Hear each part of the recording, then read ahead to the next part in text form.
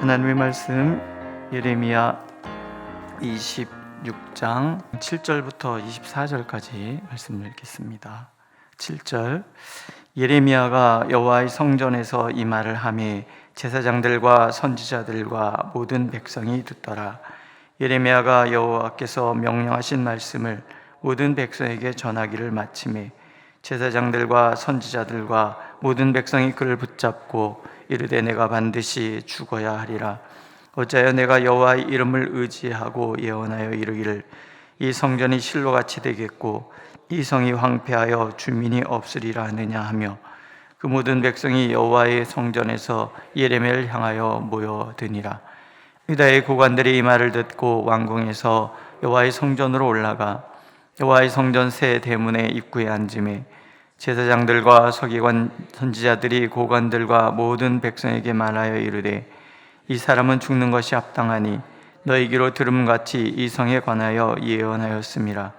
예레미야가 모든 고관과 백성에게 말하여 이르되 여호와께서 나를 보내사 너희가 들은 바 모든 말로 이 성전과 이 성을 향하여 예언하게 하셨느니라. 그런즉 너희는 너희 길과 행위를 고치고 너희 하나님 여호와의 목소리를 청종하라. 그리하면 여호와께서 너희에게 선언하신 재앙에 대하여 뜻을 돌이키시리라. 불안하는 너희 손에 있으니 너희 의견에 좋은 대로 옳은 대로 하려니와 너희는 분명히 너희가 나를 죽이면 반드시 무죄한 피를 너희 몸과 이 성과 이 성 주민에게 돌리는 것이니라. 이는 여호와께서 진실로 나를 보내사 이 모든 말을 너희 귀에 말하게 하였음이라. 고관들과 모든 백성이 제사장들과 선지자들에게 이르되 이 사람이 우리 하나님 여호와의 이름으로 우리에게 말하였으니 죽일 만한 이유가 없느니라. 그러자 그 지방의 장로 중 몇 사람이 일어나 백성의 온 회중에게 말하여 이르기를 유다의 왕 히스기야 시대에 모레셋 사람 미가가 유다의 모든 백성에게 예언하여 이르되 만군의 여호와께서 이와 같이 말씀하셨느니라. 시온은 밭같이 경작지가 될 것이며 예루살렘은 돌무더기가 되며 이 성전에 사는 산당의 숲과 같이 되리라 하였으나 유다의 왕 히스기야와 모든 유다가 그를 죽였느냐. 히스기야가 여호와를 두려워하여 여호와께서 그들에게 선언한 재앙에 대하여 뜻을 돌이키지 아니하셨느냐. 우리가 이같이 하면 우리의 생명을 스스로 심히 해롭게 하는 것이니라. 또 여호와의 이름으로 예언한 사람이 있었는데 곧 기럇 여아림 스마야의 아들 우리아라. 그가 예레미야의 모든 말과 같이 이 성과 이 땅에 경고하여 예언하며 여호야김 왕과 그의 모든 용사와 모든 고관이 그의 말을 듣고서 왕이 그를 죽이려 하며 우리아가 그 말을 듣고 두려워 애굽으로 도망하여 간지라. 여호야김 왕이 사람을 애굽으로 보내되 곧 악bor의 아들 엘라단과 몇 사람을 함께 애굽으로 보냈더니 그들이 우리아를 애굽에서 연행하여 여호야김 왕에게로 그를 데려오매 왕이 칼로 그를 죽이고 그의 시체를 평균의 묘지에 던지게 하니라. 사반의 아들 아히감의 손이 예레미야를 도와주어 그를 백성의 손에 내어주지 아니하여 죽이지 못하게 하니라. 아멘. 하나님의 말씀은 다른 거 아닙니다. 돌아오라. 그죠? 돌아오라. 너는 여호와의 성전 뜰에 서서 유다 모든 서급에서 여호와의 성전에 와서 예배하는 자에게 내가 내게 명령하여 이르게 한 모든 말을 전하되 한마디도 감하지 말라. 이렇게 예레미야에게 말씀하시고 그 이유를 이렇게 말씀하십니다. 그들이 듣고 혹시 각각 그 악한 길에서 돌아오리라. 그러면 내가 그들의 악향으로 말미암아 그들에게 재앙을 내리라 하던 뜻을 돌이키리라. 돌아오리라. 그러면 돌이키리라. 하나님께서 말씀을 주시는 이유예요. 어떻게든지 이스라엘과 세운 언약을 지키시려는 하나님의 마음이 그렇게 표현되어 있습니다. 누가복음에 기록된 탕자에 비해서 우리가 만나는 그 아버지는 기다리시는 분이잖아요. 어서 돌아오기만을 기다리는 아버지의 마음. 지은 죄의 양이나 크기가 중요하지 않습니다. 그 아버지는 돌아오기만 하면 돼요. 이게 하나님의 마음이라는 거예요. 우리가 어떤 죄를 지었든 그 양이 크든 이건 중요하지 않아요. 돌아오기만 하면 하나님은 언제든지 우리를 받아주시고 언제든지 우리를 회복시켜 주시는 그런 하나님이시죠. 예수님은 하나님의 속량의 은혜를 탕자의 비유를 통해서 그렇게 말씀하고 계시는 거예요. 오늘 우리가 하나님 앞에서 바라봐야 할 하나님의 마음도 그런 거죠. 하나님은 언제나 우리에게 돌아오기를 원하시는 거예요.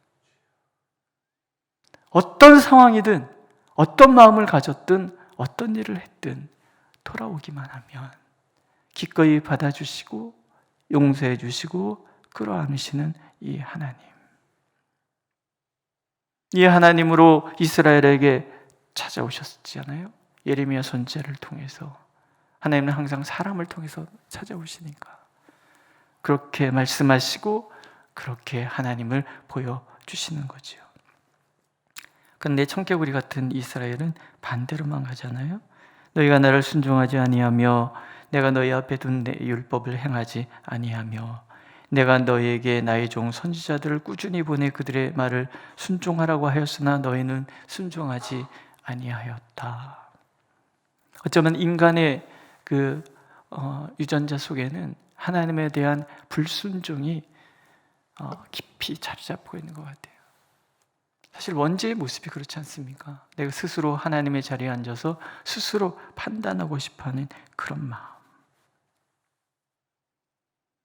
온 제사장들과 선지자들과 백성이 그를 잡고 네가 반드시 죽어야 하리라 이렇게 얘기를 합니다. 네가 반드시 죽어야 하리라. 왜? 듣고 싶지 않은 얘기를 했거든요. 우리가 로마서에서 읽은 것처럼 이게 어둠인 거예요. 무지의 어둠.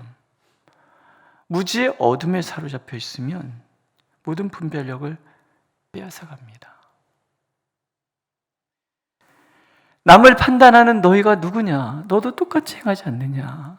로마서의 말씀이에요. 우리가 무엇인가를 판단하려고 드는 그 순간이 사실은 영적 무지인 거예요.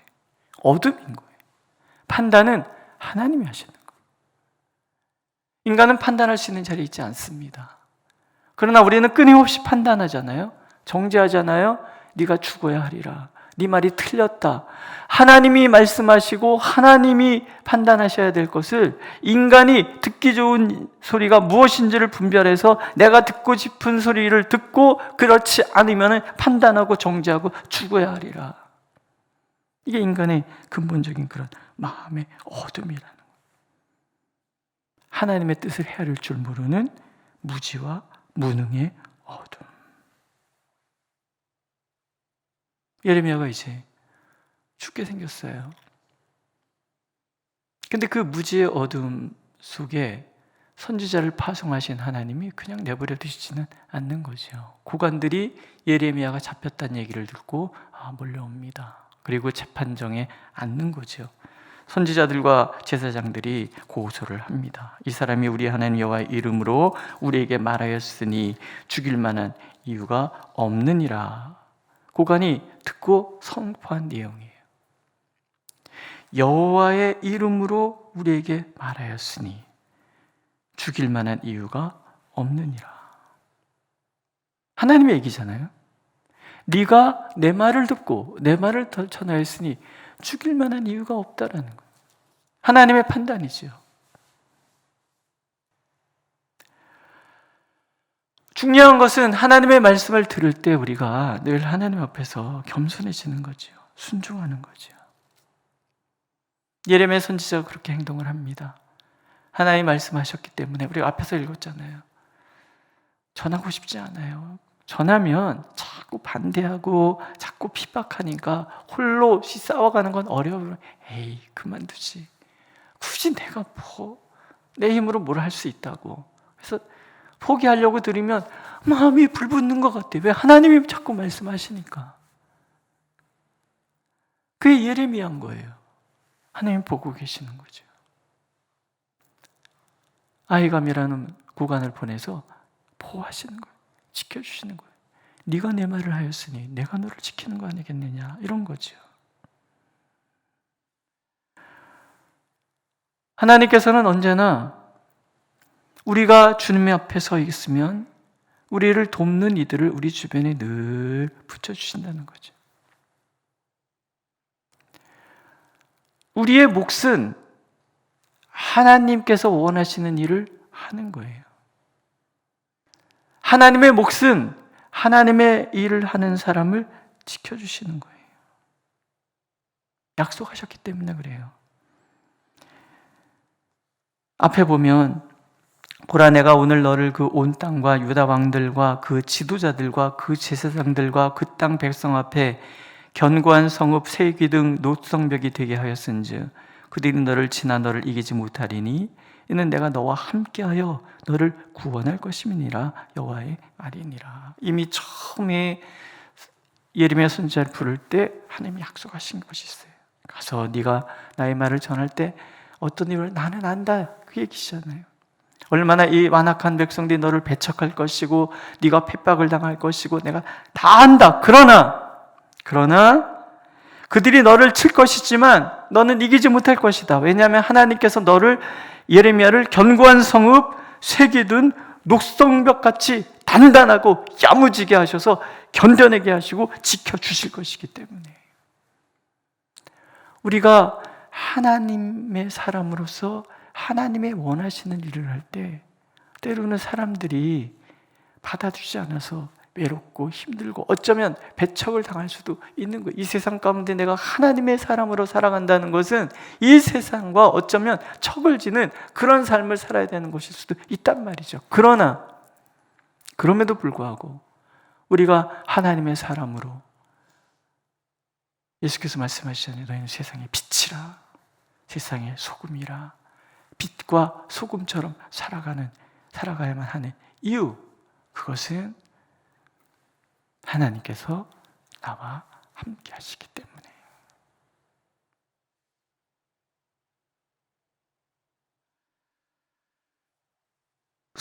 사도를 통해서 하나님 말씀하시죠. 우리가 선을 행하되 낙심하지 말지니 포기하지 아니하면 때가 이름에 거두리라. 내가 하나님의 사람으로 살아가는 것이 만만한 세상은 아닙니다. 또 우리 교회 안에서도 내가 하나님의 뜻을 행하려 할 때 그게 또한 쉬운 것은 아닙니다. 하지만 하나님이 원하시는 것이라면 우리가 해야 되고, 약속하시죠? 때가 이름에 거두게 될 것이다라는 거죠. 오늘 나의 기도가 무의미한 것이 아니라 반드시 열매로 돌아올 것입니다. 오늘 내가 하나님 앞에 드리는 헌신이 무의미한 것이 아니라 반드시 열매로 돌아올 것입니다. 오늘도 하나님께서는 하나님의 길을 걸어가는 모든 이들을 지켜주십니다. 사람을 보내주시는 거죠. 어쩌면 지금 내 옆에 있는 사람들이 하나님께서 나를 지키라고 보내주신 천사인지 몰라요. 한번 천사들 한번 쳐다보세요. 이분들이 천사인 거예요. 귀하지 않습니까? 오늘도 하나님은 우리와 함께 하세요. 예레미야가 고된 길을 했지만 지켜주셨던 것처럼 하나님은 오늘도 우리가 주님 앞에 서서 주님의 일을 하기를 원하십니다. 우리가 하는 것은 우리의 목, 지키시는 것은 하나님의 목. 오직 판단은 하나님이 하실 것입니다. 그 하나님 앞에 서서 그 하나님이 주시는 열매를 거두는 우리 모두가 되기를 하나님께서는 간절히 원하고 계십니다. 기도하겠습니다.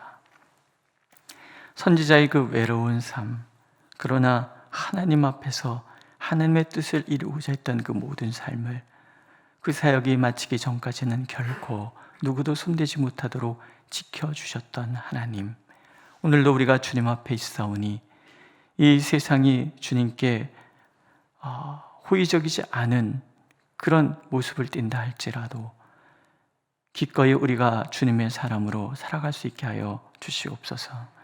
주님을 위하여 나아가는 우리의 모든 삶이 때때로 어렵고 힘들지라도 지켜주시는 하나님, 붙드시는 하나님 의지하여 결코 물러나지 않게 하여 주옵소서.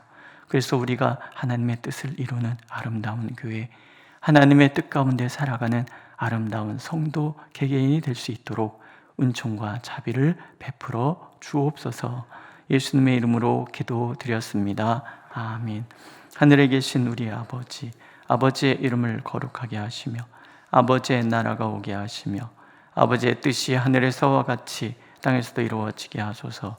오늘 우리에게 일용할 양식을 주시고 우리가 우리에게 잘못한 사람을 용서해 준 것 같이 우리 죄를 용서하여 주시고 우리를 시험에 빠지지 않게 하시고 악에서 구하소서.